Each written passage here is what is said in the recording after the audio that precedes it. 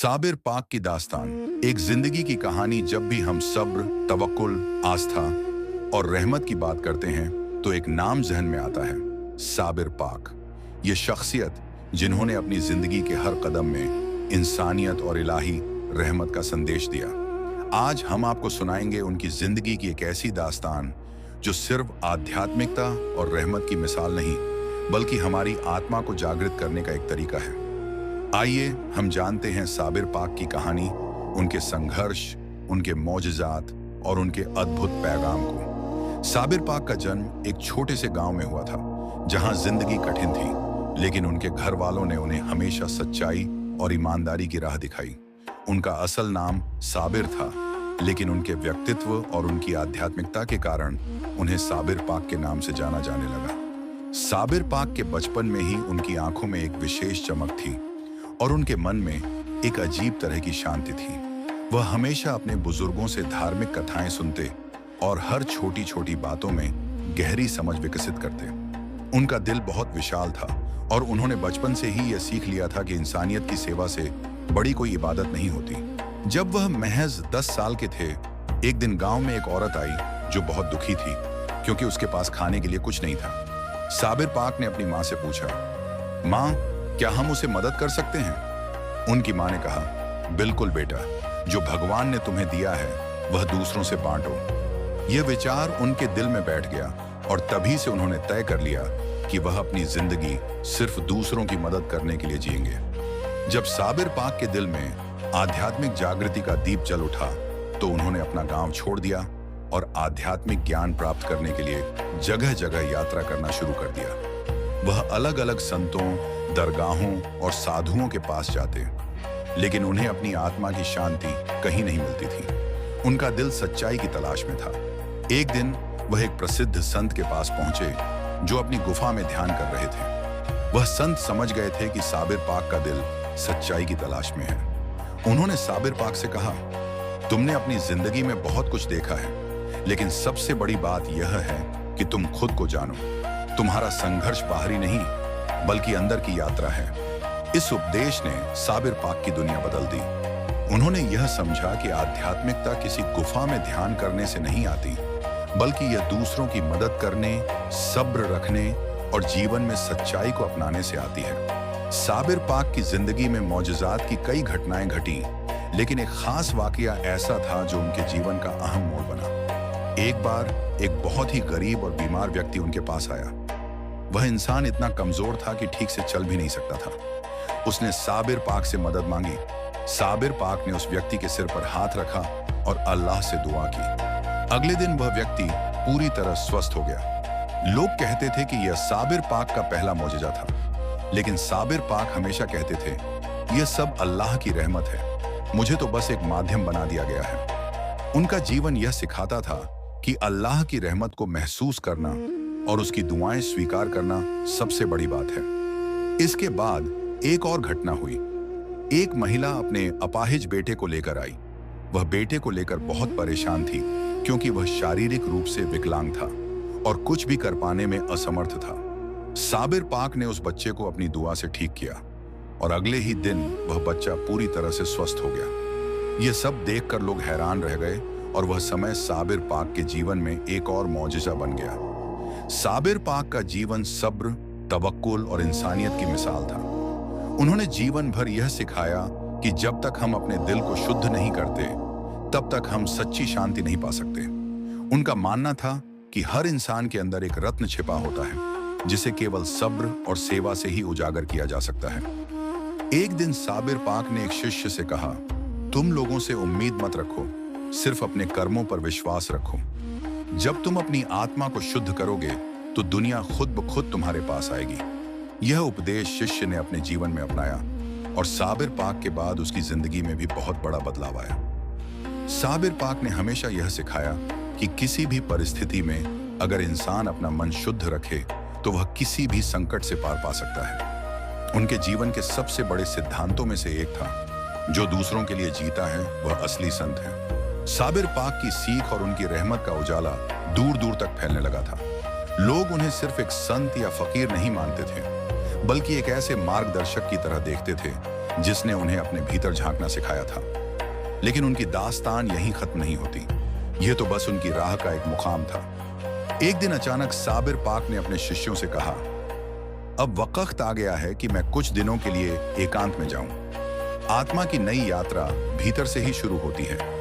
शिष्य हैरान हुए, क्योंकि उन्होंने सुना था कि संत लोग एकांत में तभी जाते हैं जब उन्हें किसी गहरे सत्य तक पहुंचना होता है। साबिर पाक मुस्कुराए और बोले, घबराओ मत, ये विदाई नहीं, एक नई शुरुआत है। साबिर पाक अकेले ही घने जंगलों की ओर चल पड़े। वह जंगल रहस्यमयी था, जहां सिर्फ पक्षियों की आवाजें और बहती हवा की सरसराहट सुनाई देती थी। वह एक पुराने बरगद के पेड़ के नीचे बैठ गए और ध्यान में लीन हो गए। कई दिन गुजर गए। उस दौरान गांव में अजीब सी बेचैनी फैली हुई थी। लोग कहते थे कि जब से साबिर पाक गए हैं, हवाओं में भी एक सन्नाटा उतर आया है। शिष्य रोज उनकी राह देख रहे थे। उधर जंगल में एक रात जब गहरी अंधेरी छाई हुई थी, साबिर पाक ने अपने भीतर एक अजीब रोशनी महसूस की। ऐसा लगा जैसे सारी प्रकृति उनसे बात कर रही हो। अचानक एक घायल शेर उनके सामने आकर गिर पड़ा। उसका पैर बुरी तरह जख्मी था। किसी भी इंसान के लिए इतना खतरनाक जानवर डर का कारण होता, लेकिन साबिर पाक ने उसकी आंखों में दर्द देखा, डर नहीं। उन्होंने कहा, तू भी तो उसी मालिक की मखलूकन है, तेरी मदद करना भी इबादत है। उन्होंने अपने कपड़े का एक टुकड़ा फाड़कर शेर के पैर पर बांधा और पानी से घाव साफ किया। शेर शांत रहा, जैसे उसे मालूम था कि यह हाथ खैर का है, खतरे का नहीं। कई घंटों तक उसके पास बैठे रहने के बाद शेर धीरे धीरे उठकर खड़ा हुआ। जाने से पहले वह एक बार पीछे मुड़ा, जैसे शुक्रिया अदा कर रहा हो। उस रात प्रकृति की खामोशी में एक अजीब सी बरकत भर गई। साबिर पाक समझ गए थे कि दया का असली रूप सिर्फ इंसानों के लिए नहीं, बल्कि पूरी सृष्टि के लिए है। कई हफ्तों बाद जब साबिर पाक गांव लौटे तो लोग उन्हें देखकर दंग रह गए। उनके चेहरे पर पहले से भी ज्यादा नूर था और उनकी निगाहों में गहरी करुणा। एक बूढ़ी औरत उनकी ओर बढ़ी और बोली, पाक साहब, आपके जाने के बाद हमारा दिल खाली खाली था। साबिर पाक मुस्कुराए, मैं तो गया ही इसलिए था ताकि जब लौटूं तो तुम्हारी रहमत भी अपने साथ बढ़ी हुई ले आऊं। शिष्यों ने महसूस किया कि साबिर पाक की बातों में पहले से कहीं ज्यादा गहराई आ गई है। उनका हर शब्द मानो सीधा दिल में उतर जाता था। लेकिन जिंदगी हमेशा आसान राह नहीं देती। जल्द ही एक बड़ी विपत्ति आई। गांव में भयंकर सूखा पड़ गया। न खेतों में पानी था, न कुओं में। लोग परेशान थे, बच्चे रोते थे, पशु भूखे प्यासे घूमते थे। सबकी नजरें साबिर पाक की ओर उठी। उन्होंने सबको इकट्ठा किया और कहा, अल्लाह तुम्हारी परीक्षा लेता है ताकि वह तुम्हें और मजबूत बना सके। लेकिन याद रखना, परीक्षा के वक्त दिल छोटा मत होने देना। रहमत सबसे पहले सब्र से ही निकलती है।